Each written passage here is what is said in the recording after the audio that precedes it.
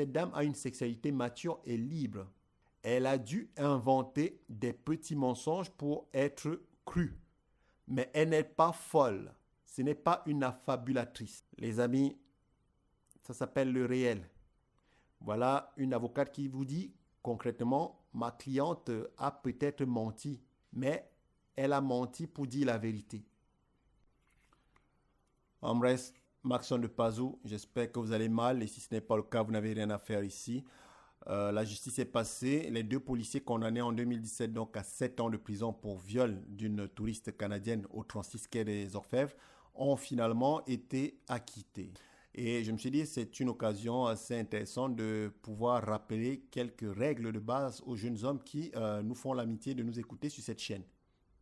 Le premier point, c'est on ne couche pas avec les femmes ivres. Ne vous dites pas, je vais faire un strike, c'est une antilope blessée, ça va être facile. Non, non, c'est un gros piège.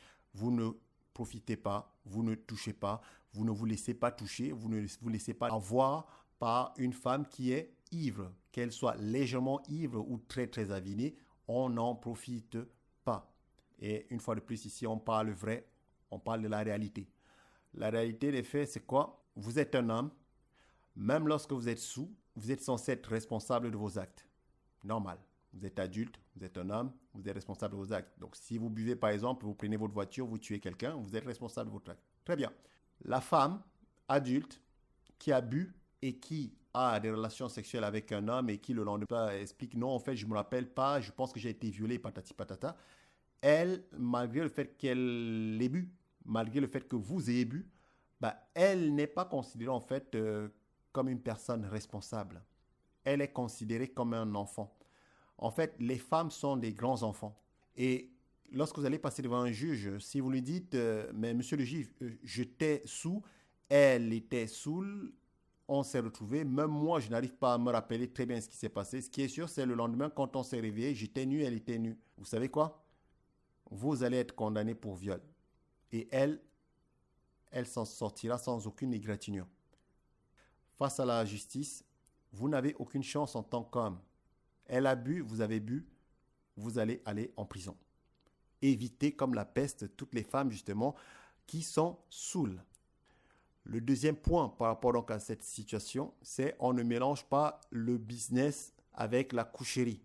Vous ne ramenez pas les plans cul au boulot, vous ne sortez pas avec vos collègues, vous ne sortez pas avec votre patron ou avec je ne sais pas qui. Le boulot reste le boulot, on ne chie pas là où on mange. Le troisième point, avoir un enregistrement vocal et l'idéal c'est même d'avoir tout simplement donc une vidéo. Voilà comment est-ce que vous devez vous déplacer comme un homme aujourd'hui. Vous avez la chance d'avoir des portables, c'est ce à quoi ça sert. Lorsque vous rencontrez une fille, et notamment lorsque vous rencontrez une femme, un coup d'un soir, lorsque vous avez la possibilité, n'est-ce pas, de tirer un coup, vite fait, bien fait, on sort son portable et on enregistre. Enregistrer l'interaction du début à la fin et conserver cela précieusement. C'est la seule garantie que vous avez de ne pas vous retrouver en prison. Parce que si cette dame, pour X, Y raison, se retrouve devant un policier et dit « vous m'avez violé », vous êtes mort dans le film, en tout cas vous êtes mort socialement. Les deux policiers, justement, 43 ans et 52 ans, je vais taire tout simplement leur nom pour des raisons évidentes, ces deux policiers, par exemple, ont leur vie détruite. Peu importe ce qui se passera demain pour eux, leur vie, elle est détruite. Leur honneur sera toujours entaché par cette première condamnation, n'est-ce pas, en première instance, de viol, quoi. La touriste canadienne, par exemple, semble-t-il, était bipolaire. Il y a beaucoup de personnes là-dehors qui souffrent de maladies mentales et qui ne les soignent pas. Vous ne pouvez pas savoir au faciès qui est qui, comme dirait l'autre. Et la seule façon de vous prémunir, n'est-ce pas, contre des accusations fallacieuses d'agression sexuelle ou de viol, c'est avec une caméra, c'est avec un enregistrement vocal. D'ailleurs, c'est son avocate qui a dit « Cette dame a une sexualité mature et libre. Elle a dû inventer des petits mensonges pour être crue. Mais elle n'est pas folle. Ce n'est pas une affabulatrice. » Les amis, ça s'appelle le réel. Voilà une avocate qui vous dit concrètement, ma cliente a peut-être menti. Mais elle a menti pour dire la vérité. Vous ne pouvez pas vous permettre de commettre de petits mensonges quand vous êtes interrogé par la police. vous n'avez pas d'autre choix que d'avoir une caméra, que d'avoir un enregistrement vocal, parce que vous aurez en face de vous des victimes qui inventeront des petits mensonges pour être crus. Lorsqu'il s'agit de deux policiers dont entre guillemets, on n'en a rien à foutre, parce qu'on ne les connaît pas, parce que ce n'est pas nos amis, ce n'est pas notre famille, vous voyez ce que je veux dire? Ce n'est pas grave.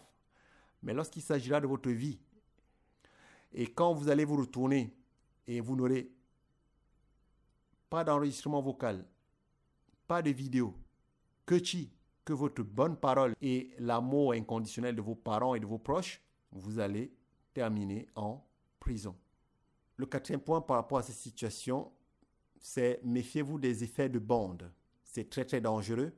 Lorsque vous êtes avec des amis, vous êtes dans un attroupement, vous êtes avec des potes, vous êtes nombreux, vous devez toujours savoir raison garder. C'est bien beau les partous et compagnie, mais les partous entre gens qui sont totalement avinés avec des filles que vous ne connaissez ni d'Ève ni d'Adam, c'est très très très dangereux. Les tournantes et compagnie, c'est très très très dangereux. Il y a des situations où la fille pourra dire oui, j'ai donné mon consentement, mais je n'avais vraiment pas le choix. Je me suis senti obligé de le faire. Ils étaient très nombreux, ils m'ont quelque part obligé. Certes, j'ai dit que je voulais le faire, ils m'ont mis la pression pour que je puisse le faire, mais en réalité, je ne voulais pas le faire. On ne couche pas avec n'importe qui, n'importe où et n'importe comment. Vous ne pouvez pas organiser des partous après des soirées à Vigny, quoi. Il faut absolument que toutes les parties qui s'embarquent dans ce genre d'aventure soient clairement, je dis bien clairement, disposées à le faire. Et notamment, ne soient pas avinées. Pas d'alcool, pas de drogue. On doit être tous sains d'esprit. Lorsqu'on prend la décision de coucher ensemble, vous ne pouvez pas vous permettre de jeter votre vie dans les orties comme font beaucoup de personnes. Et notamment, comme on fait, ces policiers. Vous êtes des proies du système judiciaire. Vous devez faire gaffe à l'endroit où vous trompez votre trompe. Méfiez-vous des femmes avinées. Enregistrez toutes vos interactions avec les femmes. Et ne mélangez jamais le boulot et le plaisir.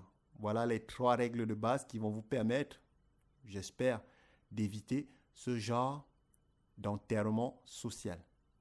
En bref, la Maxonie veille, la Maxonie éveille. Hasta pronto.